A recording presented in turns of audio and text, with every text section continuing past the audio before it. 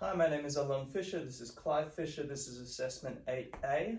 I'm the student at AIPC. Clive will be playing the role of Jamie Green. Jamie Green. Do you give permission to be in this video? I do.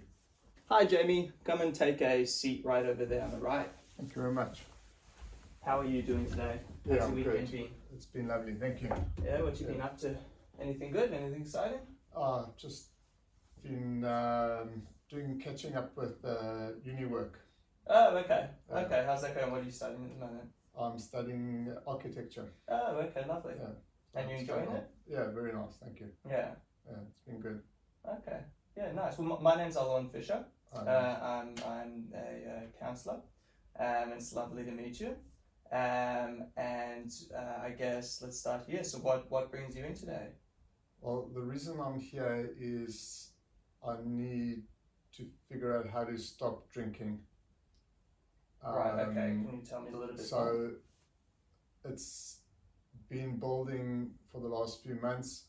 Been meeting my friends, going out having drinks, 3 times, 4 times a week, going to the pub, and I would have, I don't know, 6, 8 schooners, and then driving home. And unfortunately, something happened to me last week. Right. And that's brought on this resolution to stop drinking. Okay. So last week went with my friends, met them at the pub, had my 8 schooners. Driving back, I wasn't compassed properly, and this lady was driving and I hit her. It was 100% my fault. Right. And she had a little kid in the car. Okay. Thank God no one was hurt. The car was a little damaged. She was very nice not to have called the police, so I think I've just got away with it.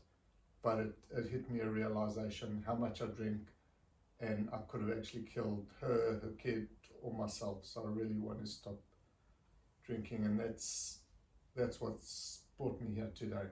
Okay. So let me just see if I got this all right. So, so you say you go out, you do a lot of social drinking from about 3-4 times a week? Yeah. 3-4 times a week, and drink about 6 to 8 schooners, beers.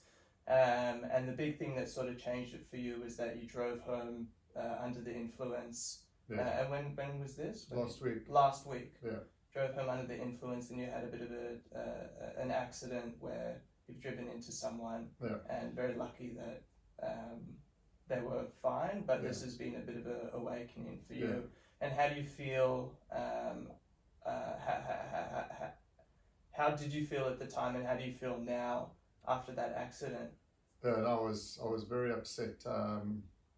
I need to stop drinking. As I said, I could have killed someone, myself, anybody injured. And I used to be fit and healthy and used to run, and now my whole lifestyle has changed. I'm just meeting my mates at the pub, hanging out, drinking. I don't remember the last time I went for a run or done gym.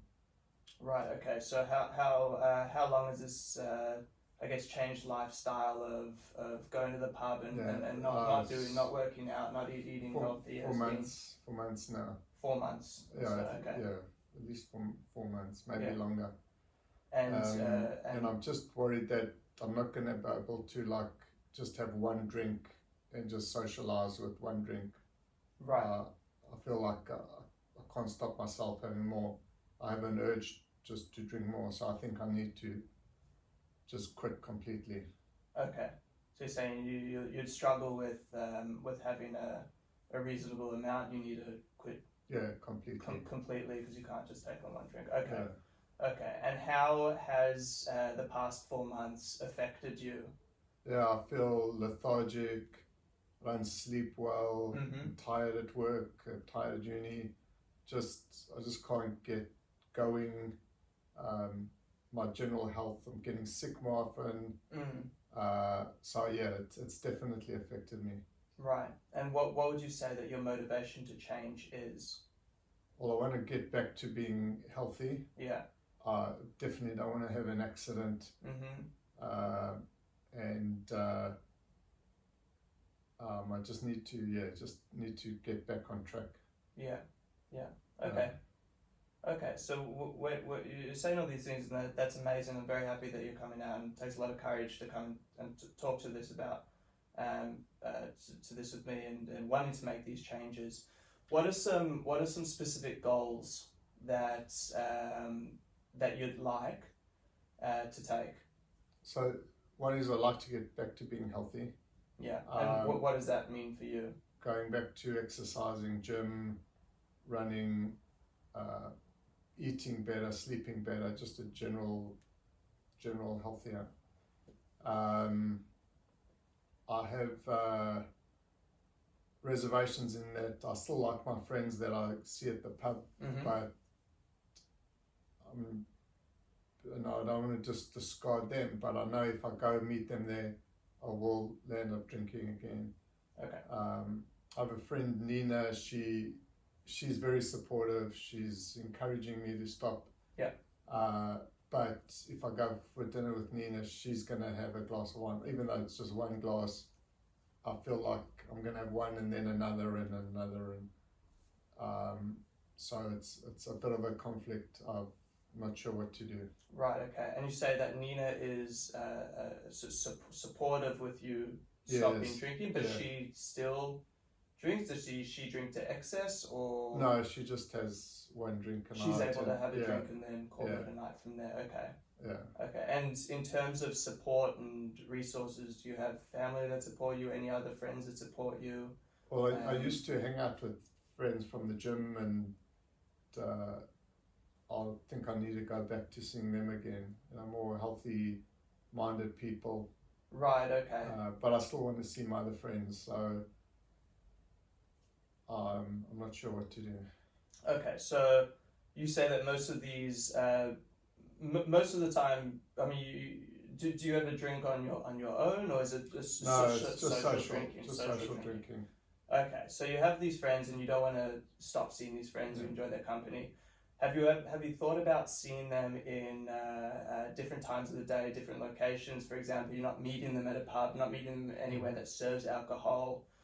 For example, you could do something, any of them open to playing sports, to walking, or to going for a coffee in the morning.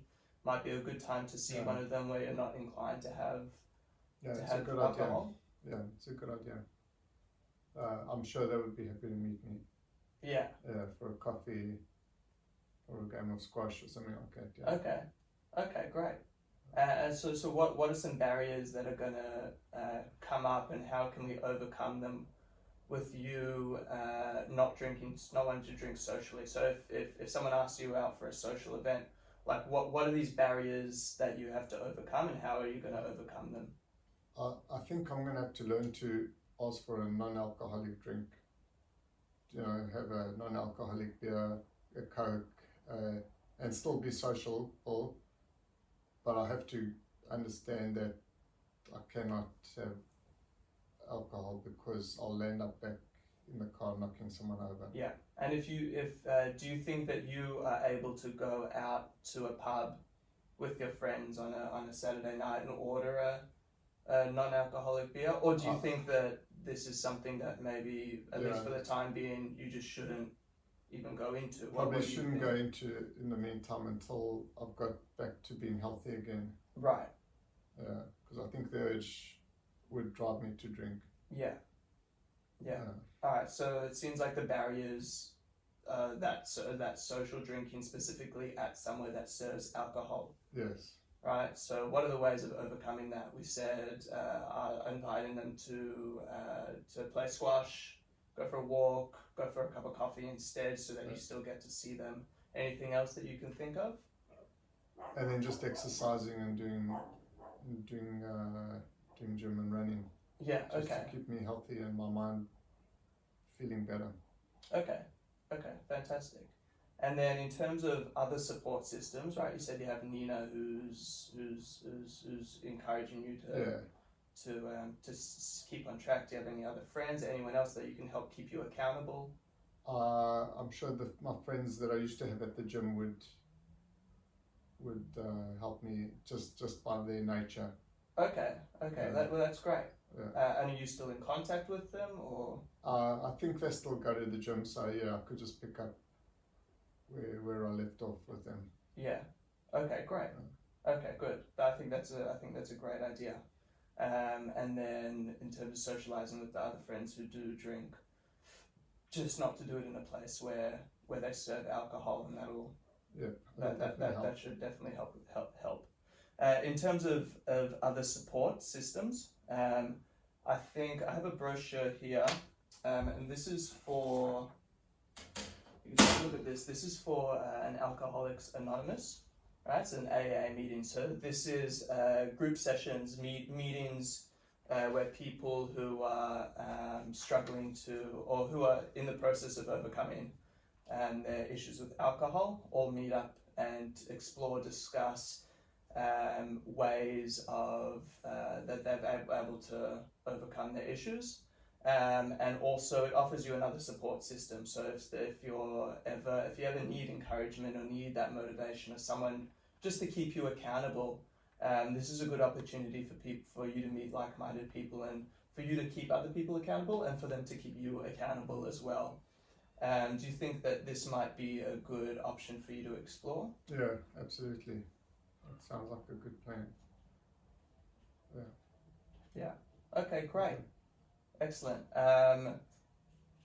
Again, I just wanted to say as well before we wrap it up too, that it does take a lot of courage for you to come here and talk about this stuff. I know it can be quite daunting to make a change, but the way that you're progressing is amazing, and if you keep going down this track, I think you'll be very happy with the results that you see as well.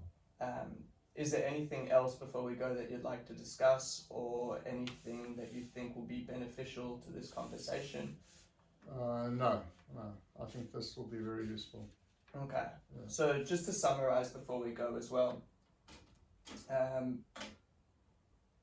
what you wanted to do is you wanted to set these goals by meeting your friends meeting your gym friends more, right? And bringing them back into your life. And do you think that is something that you can do today or in the next week, or? Yeah, I've re-signed up at the gym. Okay. I just need to get there, and then I'm sure I will reacquaint with them. Okay, well that's amazing that you've already made the step to sign up at the gym. That shows me that you're more than motivated to actually go and take this affirmative action, which is really good. So we have meeting up with them, and then you have your support system such as Nina to help you keep accountable. Even though she does drink, she's very much wants you to stop, which is great, and to have that support system's good. And then you can get some support from your friends as well, and potentially this AA meeting too. And then in terms of social drinking, it would be meeting your friends not in a place that serves alcohol, and instead making time with them earlier in the day, and doing active things with them. And then maybe during those Saturday nights, Friday nights, do you think it might be a good idea that you sort of catch up? That could be a good time that you catch up with your gym friends who aren't going to be influenced to drink. Yeah, those sound like good plans. Okay, great. So do you feel comfortable with the next steps that you have to take here? Yes. Yeah, I do. All right, great. Anything else that you'd like to discuss today? No, that's all. Thank you. All right, excellent. Well, thank you very much for coming in. I appreciate your time. And then, great, excellent. If you want to make another appointment, just call the office or email. I'd love to just touch base with you maybe in a few weeks' time and see how you're progressing and where you're at, if that's something that you'd like. Yeah. Excellent, thank you. All right, thank you very much. Thanks, Jamie. Nice to meet you. Likewise. Hi, my name is Alon Fisher. This is Sybil Fisher. I'm the student at AIPC. Sybil will be playing the role of Taylor Gray. This is assessment 8A. Do you give permission to be in this video? Yes, I do. All right, right over there on the left. Thank you. All right, how are you doing today, Taylor? Yeah, not too bad. And you? Yeah, very well, thank you. Yeah, so my name's Alon Fisher. It's very nice to formally meet you as well. And how's your long weekend been so far? What have you been up to? Yeah, it's been good. The weather has been nice, so I've been doing a little bit of gardening. Yeah, oh, lovely. Yeah, great day Keeping to all be in garden the in garden. shape, so it's been good. Okay, amazing. Yeah. Oh, very nice. That's very good to hear. So to start off today, what would you like to tell me about what's brought you in here? So a month ago, my mum passed away. She had aggressive lung cancer, and she was a big part of my life. She was a single mother, and she helped me bring up my daughter Emily. She helped me a lot with Emily. She's 4 years old, my daughter. Currently 4 years old. She's currently 4 years old, and I just feel this huge sadness for her. Bless you. Bless you. Apologies. Bless you. Sorry, carry on. Yes, I just feel this huge sadness because she had treatment, chemotherapy, and all the treatments, and for 2 years, and nothing worked. And eventually, she decided, look, nothing was really working. She decided to stop the medication, and then she passed away. Yeah. But I feel so guilty because I should have maybe pushed her to carry on with the medication, try another chemotherapy. I know it was hard, but it might have maybe kept her with us a little bit longer. Look, I think in situations like these, it's hard to look back in hindsight and think about what the things that you could have done or should have done. But the reality of it is that it's hard to make any of these decisions, and there's no wrong or right decision that you could have made at the time. Yeah. And I understand that it must be very distressing for you, especially to have an ongoing chemotherapy, which is a very hard thing to see someone towards the end of their life go through as well. Yeah. So it must have been very hard for you to deal with. And can you tell me a little bit more about that, how it was for you and how you felt? Yeah, look, she stayed with us. She stayed with us for a while, so I took care of her. So seeing her going just weaker and weaker, and she's frail, and she was suffering, but she had such a hard life being a single mother. She did such a great job. She was a nurse, so she always looked after other people.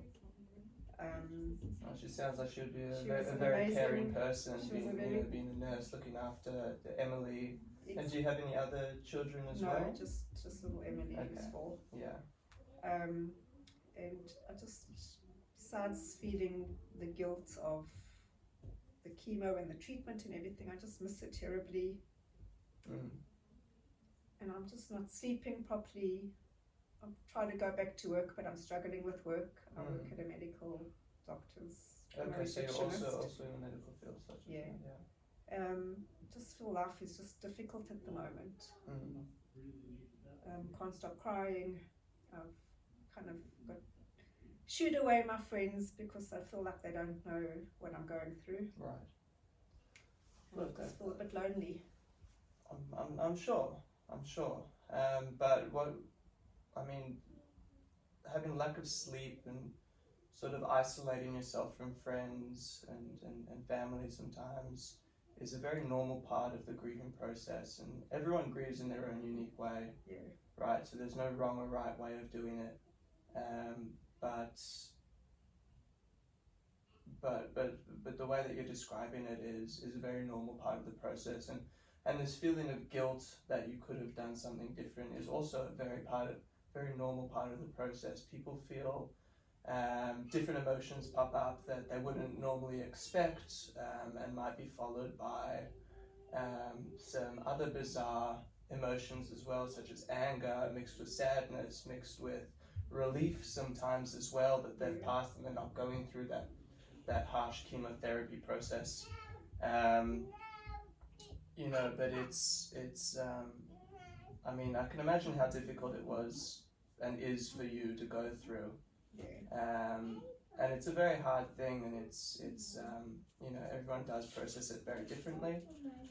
But what you're feeling and the feelings that you're feeling are very normal. Are very normal. Yeah.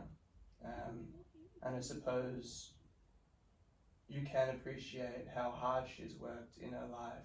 Yes. And for you and for Emily as well. And not to take those feelings for granted, that she had such a special place in your life as well. Yeah, very much so. Yeah. Yeah. So I think I have a chart here, and I think it's a good idea for us to go through. So this is a feelings chart. Yeah. And what it is, it's going to help to you to identify these emotions and these feelings, and sort of to be able to identify them a little bit more clearly. Yeah.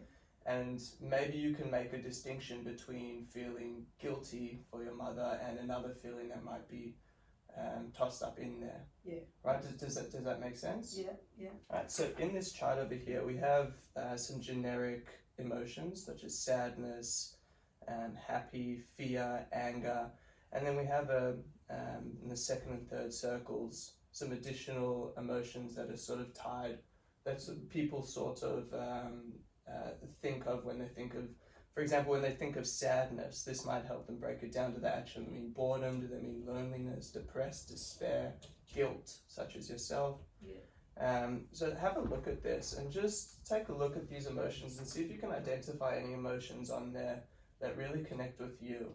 Well, the first one is sad. I feel extremely sad, and I am a bit angry. So that's in the first circle. Yeah. The second circle, I can already identify guilty, lonely, a little bit depressed. Yeah, so, and the third circle is empty. I feel completely empty, a little bit isolated. So, yeah, they're definitely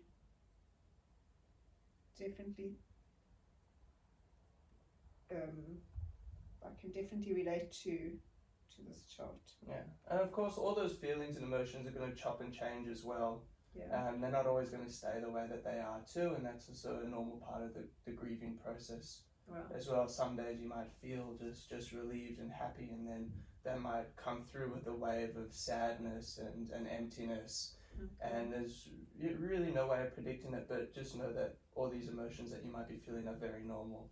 Okay. If it helps, you can hold on to that. You can take Thank that one you. home with you, and then that way, if you're ever just unsure of what emotion you're really feeling and finding it hard to connect with your thoughts and feelings, you can always take a look at this and try identify the feelings. Okay, so it's normal to go through all these different feelings. Yes. Yeah. Okay. Very normal to go through a range of emotion. Yeah. During any part of the grieving process. Okay. From now until years later as well. Right. It might come up Okay. spontaneously, or it's hard to predict. Okay. But it's a normal part of the grieving process. Okay, thank you. What I also want to do, and I think that might be beneficial for you, is when you do find that you are overwhelmed by any of these emotions, it's a good idea to do just some very simple mindfulness skills, tricks, training to sort of bring you back into the present moment. So what I'm going to do with you now is a very quick technique. It's just a mindfulness technique, just of noticing. Yeah. Right. So I want you to pick a spot on the wall or something there. Yeah. I'll take this. So I'm just going to pop it down here. Yeah. And just be in a nice relaxed position. Maybe have your feet flat on the floor so you can be a bit more grounded in the reality and present moment here. And I just want you to take a second and just notice the way that your feet feel on the floor. Notice the way that your hands feel in your lap. Notice any sounds that you hear, the sound of my voice, the sound of the air conditioning in the background, maybe some birds chirping. Notice any smells that you can smell, anything that you can taste. And just take a second to do that. You can wiggle your toes in your socks, see how your socks feel. Are your hands clammy? How does the hair feel coming on your neck? Your clothes feel tight, do they feel loose on your body? And notice yourself noticing these things too.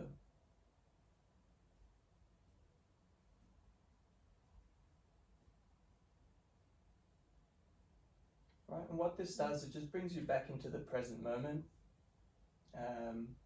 And if things get overwhelming, I just want you to take a minute and just notice everything, that all of your 5 senses, and notice yourself noticing. And hopefully this helps you just snap out of any overwhelming experience that you might be feeling.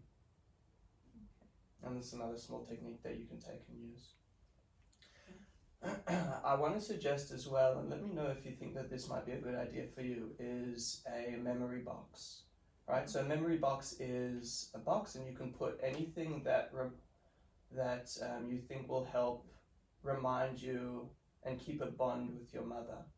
Right, so this might include some photos, some photographs of your mother, you and your mother. Any small tokens or things that she likes. For example, if she handed you a watch or a pen or something that reminds you of her. It could be absolutely anything, it's up to you. And then this is just a box that you can go to whenever you feel like you need to have a bit more of an attachment or a bond to her, and provide a bit of meaning towards for her life, and create a bit more of a bond with your mother and the deceased. Do you think that'll be a beneficial idea for you? Yeah, I think it's something that would. I could keep looking back at it. Yeah. Nice memories. Yeah, exactly. Fill it, you want to fill the box hopefully with some good memories that you can look back at and appreciate her life with. Yeah. No, I think that sounds good. Like before the last 2 years, there was lots of nice memories. Exactly. Exactly. There were. I'm sure you have plenty of beautiful memories. That you can remind you of her life instead of just the hard past 2 years of her going through the chemo. Yeah, no, that is a good idea. And I want to do one more thing as well. Over here I have a brochure, and this is for a support group. Right, so it's a bereaved support group. So this is people going through similar experiences to you. You can take a look at their brochure here. They have a few locations around the city, and you can see if there's any times that's sort of suitable for you. But they go through and they give you an opportunity to explore and talk about these feelings with people who are experiencing similar things to you. And do you think that this might be some help to you? Yeah, maybe it will be. I mean, it's not nice that someone's going through the same thing as me, but they can relate to what I'm thinking and feeling. Yes. So, they help you relate, understand. Yeah. Okay, thank you. Yeah. That sounds good. Do you have any other further questions or concerns, or anything further that you would like to discuss with me today? No, I feel like as long as it's normal what I'm going through, then it's the matter of just getting through the grief. But I like your idea of the memory box, and the brochure's not a bad idea. In the breathing, mindfulness. So I'll try those out and see how we go. Yeah. Okay, great. Thank you. Yeah, and like I said, it's very normal, all the things that you're experiencing. And maybe going to one of these support groups is a good idea, because that can validate that for you as well, and you can see and have these shared experiences with these other people, and just understand that everyone has their unique grieving process, and there's no right or wrong way of doing anything. Everyone's going to experience it differently. And the symptoms such as social isolation and lack of sleep is all part of the process. And I just want to affirm that what you've done by coming in here today is a fantastic progress forwards for you, and it takes a lot of courage to come in and talk about your feelings. Well, thank you. Thanks very much, Alon. All right. Appreciate it. All right. Okay. Let me know how you go with all of that stuff.